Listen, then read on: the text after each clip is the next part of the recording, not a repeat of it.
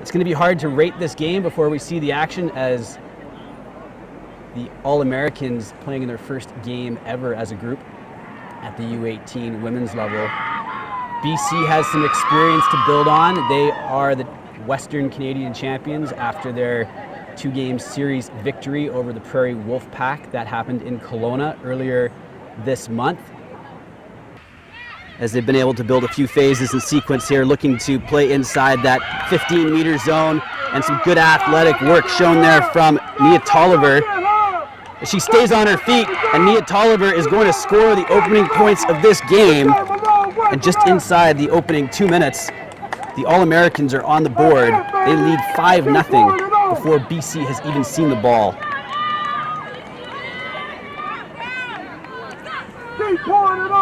Good tenacity shown there by Nia Toliver as she stayed on her feet and shrugged off a couple of tackles. Athleticism certainly a hallmark of this All-Americans team. From what I've been told, this is the first time we're getting a chance to see it up close. But a very fitting display of that athleticism as she was able to stay on her feet and continue to move her legs and get all the way in for the game's opening try. Keep it up, Team USA! Undone a little bit by that reach at the ball. Clearance kick not finding touch.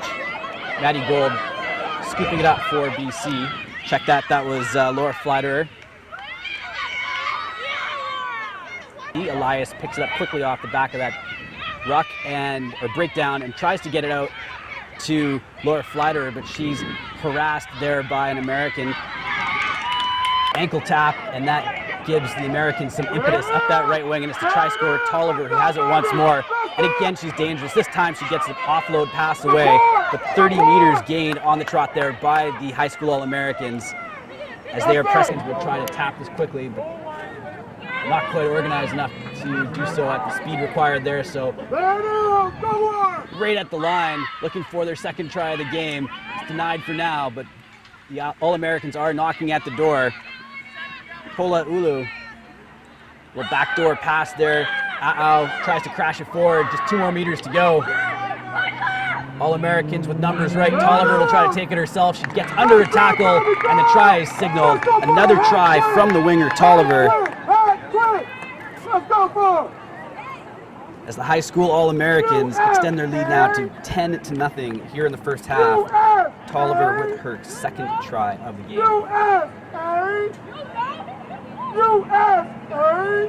That play started well back in the All-Americans half, using multiple phases to build up. It looked like they had a try on down the left wing. BC slowed that phase down momentarily, but the Americans were able to recycle, earn the penalty, and just a couple of seconds later scored that try. The drop goal conversion attempt right out of the Sevens playbook unfortunately drifts wide. Maybe that was the time to use the kicking team. Once again, overlap forming on that right side. If the All-Americans can get it out, Toliver has been extremely dangerous with ball in hand, as it took 3 BC women to drag her down. She's able to get across the halfway line, and again, quick ball being recycled by the All-Americans.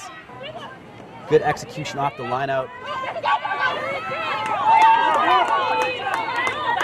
Becca Jane Roscoe was reeled in there by the BC defenders. Now with the ball is Kayla Kennett. Pretty sloppy there, and in the end an error leads to this put in for the All-Americans. They keep looking for Nia Toliver, and why not? She's right there at the line once again, fighting her way forward. It was held up in goal as Nia Toliver, looking for a first half hat trick, denied by the BC defense, who were able to hold her up just barely. But she has been a threat every time she's had the ball so far in this first half for the All-Americans, and you can understand why they keep throwing the ball in her direction. Horizontally. Coach, bind, set. So I missed that. The ball was ruled to be knocked forward by BC, but in the end they've turned over the scrum. They win that one against the head, and this presents an opportunity for the backs to get involved. Big break right there for Denise Roy. Denise Roy stretching the American defense with the offload over to Shea Tudor. BC denied a try just barely by Toliver, but now They'll try to finish off the sequence. They just need clean hands, and the ball's dropped in the end. That's so disappointing for BC. Must be said credit to Toliver for reeling in Denise Roy, who seemed poised to score the opening try for BC. And the All-Americans have secured a turnover. Right into the hands of Toliver, of course, as she nearly gets around the outside winger. But good work there from the BC defenders to keep her in check this time.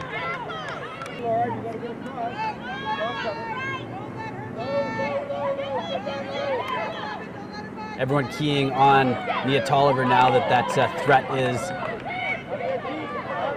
obvious whenever the ball is out in that 15-meter zone on that far side of the field. That's her territory. Get over.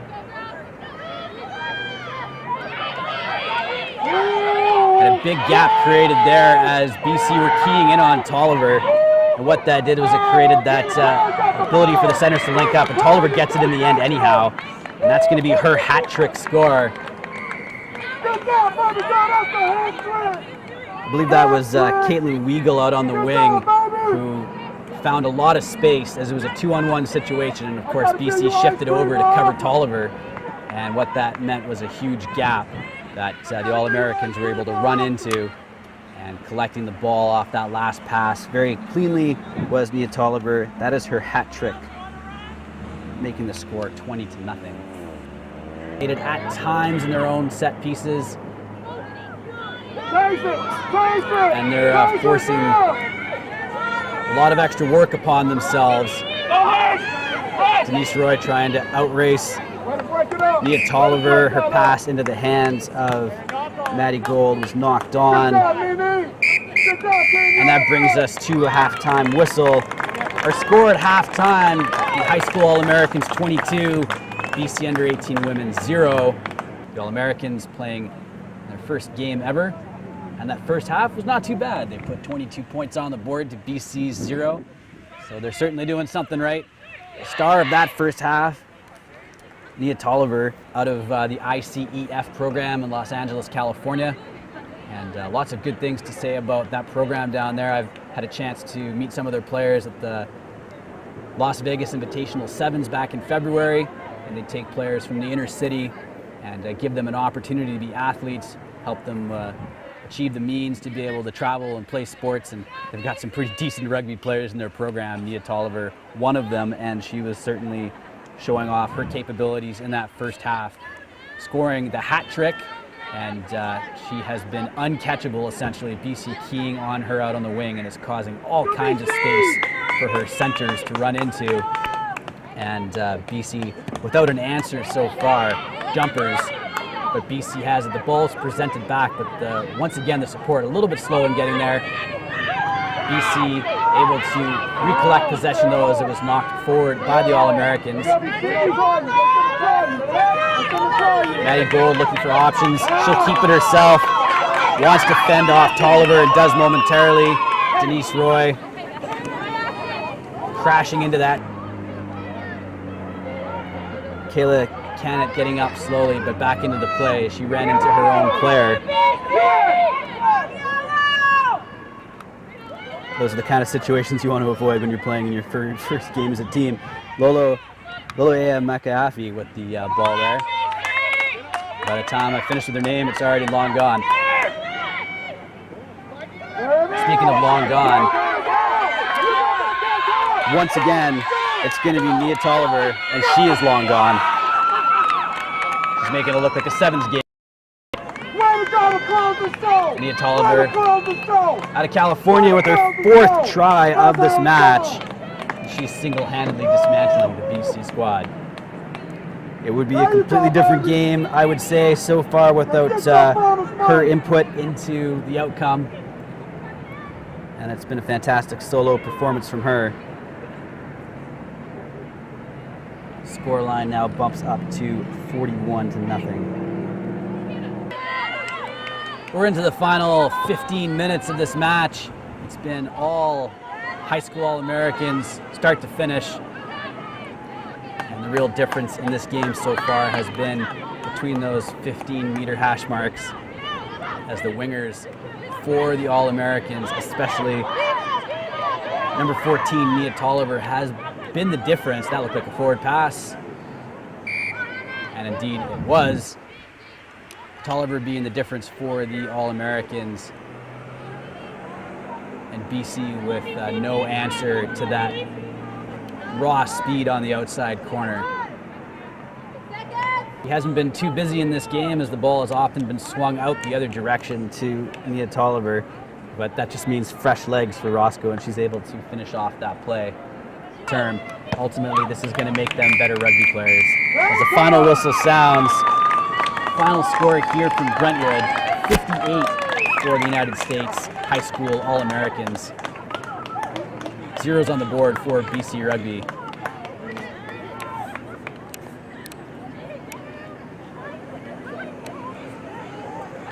What can you say? It was start to finish dominant performance from the All-Americans. Question marks for BC, as they just did not have the pace to be able to keep up on the outside wings. And the Americans burnt them around the corner time and time again for points. And that wraps up our coverage here of the first leg of this series between BC and the United States High School All-Americans. I'm Brendan Monroe from BC Rugby. Thank you for joining us here today. I'd like to say a big thank you to our principal sponsor, Canadian Direct. I would also like to say a big thank you to Brentwood College School for their support and for their help with the broadcast here today. For everyone here at Brentwood, we wish you a wonderful evening and a pleasant weekend. Good night.